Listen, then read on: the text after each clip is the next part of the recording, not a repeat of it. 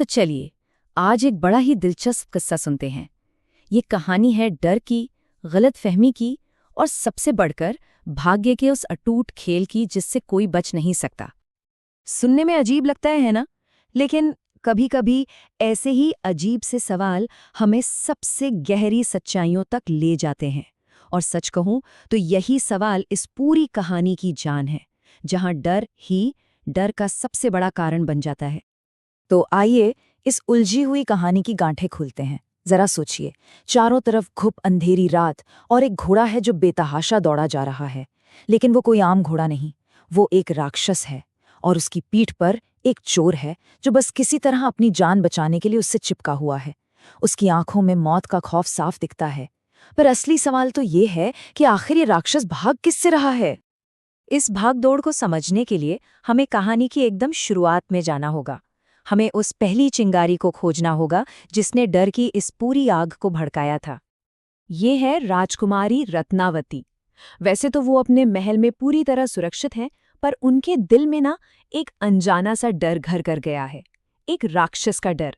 और यही डर इस कहानी की पहली कड़ी है, एक ऐसी कड़ी जो बहुत जल्द एक मजबूत जंजीर बनने वाली है।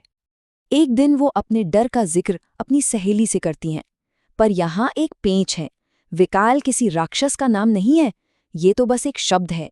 बेचारी राजकुमारी को क्या पता था कि हवा में कहा गया उनका ये एक जुमला घटनाओं की एक ऐसी सुनामी लाने वाला है जिस पर किसी का कोई बस नहीं चलेगा। और अब कहानी में एक और किरदार आता है जो अब तक पर्दे के पीछे था। उसी महल के एक अंधेरे कोने में एक असली राक्षस छिपा बैठा है, और वो राजकुमारी पर हमला करने के सही मौके का इंतजार कर रहा है। और बस यहीं पर कहानी एक ऐसा मोड़ लेती है जहां शिकारी खुद शिकार बन जाता है। जैसे ही राजकुमारी के मुंह से विकाल का नाम राक्षस के कानों में पड़ता है, उसके तो होश ही उड़ जाते हैं। वो सोचने लगता है, क्या मुझसे भी ज्यादा खतरनाक कोई विकाल है जो राजकुमारी को परेशान करता है? अरे बाप रे, मुझे यहां से भागना होगा। देखिए कैसे एक छोटी सी गलतफहमी ने गड़बड़ कर दी। राजकुमारी ने तो कुछ और कहा और राक्षस ने कुछ और ही समझ लिया। उसके शब्दों और राक्षस की कल्पना के बीच की इस खाई ने एक ऐसे डर को जन्म दे दिया जो असल में था ही नहीं। और बस इसी डर ने भाग्य का पूरा पहिया ही घुमा दिया। अब उस बेचारे राक्षस का बस एक ही मकसद है, अपनी जान बचाना। वो अपनी सारी राक्षसी ताकत भूलकर एक खूबसूरत घोड़े का रूप ले लेता है और सीधा शाही अस्तबल में जाके छिप जाता है। उसे लगा कि इस नए रूप में वो उस अनदेखे दुश्मन, उस भयानक विकाल की नजरों से बच जाएगा। और ठीक इसी समय कहानी में एक ऐसे शख्स की एंट्री होती है जिसे अंदाजा भी नहीं है कि वो कितनी बड़ी भूमिका निभाने वाला है। एक ऐसा शख्स जिसे किस्मत ने अनजाने में ही विकाल का किरदार दे दिया था। इस चोर का इरादा बड़ा सीधा साधा था, अस्तबल से एक शानदार घोड़ा चुराना और रफू चक्कर हो जाना। उसे ना तो राजकुमारी के डर से कोई मतलब था और न ही राक्षस की गलतफहमी से। पर उसे क्या पता था कि उसकी ये छोटी सी चोरी एक बहुत बड़ी कहानी की शुरुआत करने वाली है। और फिर उसी अस्तबल में दो अलग अलग तरह के डर आपस में टकराते हैं। चोर की नज़र उस सबसे खूबसूरत घोड़े पर पड़ती है जो असल में भेस बदले हुए राक्षस था। और जैसे ही चोर उसकी पीठ पर सवार होता है, राक्षस को पक्का यकीन हो जाता है कि विकाल ने उसे पकड़ ही लिया। बस फिर क्या था, वो अपनी जान बचाने के लिए अंधेरे में सरपट भाग खड़ा होता है। और यहीं हमें इंसान की वो खूबी देखने को मिलती है जो उसे सबसे अलग बनाती है, मुश्किल से मुश्किल समय में भी रास्ता निकाल लेना। चोर को जैसे ही एहसास होता है कि वो किसी घोड़े पर नहीं बल्कि एक राक्षस की पीठ पर बैठा है, उसकी तो जान ही सूख जाती है। पर तभी उसे एक बरगद की नीची डाल नजर आती है और बिना एक पल भी गवाए वो उससे पकड़कर पेड़ पर चढ़ जाता है। खैर, कहानी में अब एक और मोड़ आता है। उसी पेड़ पर उस राक्षस का एक दोस्त, एक बंदर बैठा था जो ये सारा तमाशा देख रहा था।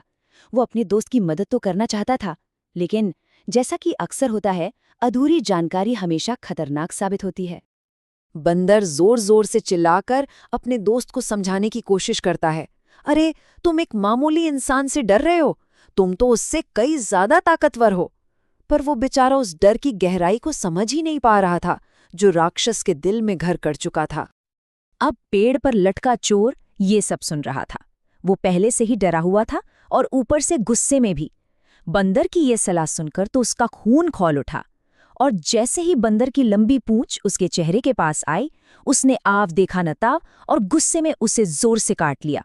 और गुस्से में उठाया गया ये कदम कहानी को एक और ही दिशा में मोड़ने वाला था। और भागते हुए राक्षस ने जो देखा, उसने उसके शक को यकीन में बदल दिया। दूर से उसे बस अपने दोस्त का दर्द से तड़पता हुआ चेहरा दिखाई दिया। उसे लगा, हे भगवान, ये विकाल इतना क्रूर है कि मेरे दोस्त को सिर्फ मजे के लिए तड़पा रहा है। बस ये सोचना था कि उसकी रही सही हिम्मत भी जवाब दे गई, और वो हमेशा हमेशा के लिए वहां से भाग गया। तो इस पूरी कहानी से हमें क्या पता चलता है?